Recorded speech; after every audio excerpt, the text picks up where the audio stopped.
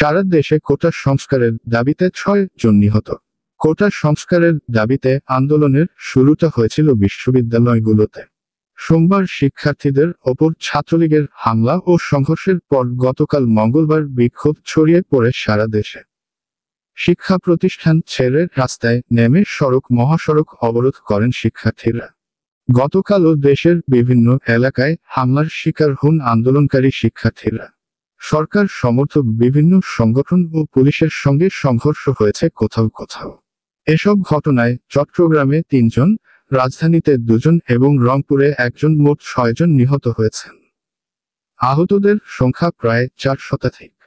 আইন শৃঙ্খলা পরিস্থিতি নিয়ন্ত্রণে গতকাল বিকেলে ঢাকা, চট্টগ্রাম, বগুড়া, রংপুর ও রাজশাহীতে বর্ডার গার্ড বাংলাদেশ বিজিবির মোতায়েন করা হয়।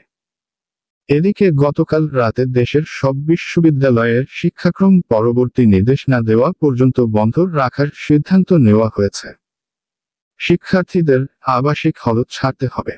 এ বিষয়ে নির্দেশনা দেওয়ার জন্য সরকারি ও বেসরকারি বিশ্ববিদ্যালয়গুলোর উপাচার্যদের চিঠি দিয়েছে বিশ্ববিদ্যালয় মঞ্জুরি কমিশন, ইউজিসি।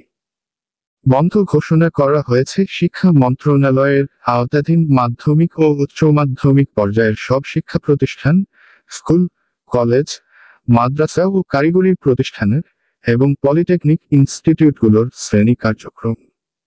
জাতীয় বিশ্ববিদ্যালয়ের অধিভুক্ত কলেজগুলোও পরবর্তী নির্দেশ না দেওয়া পর্যন্ত বন্ধ থাকবে। এছাড়া আগামীকাল বৃহস্পতিবার অনুষ্ঠেয় সব শিক্ষা বোর্ডের এইচএসসি ও সমমানের পরীক্ষা স্থগিত করা হয়েছে।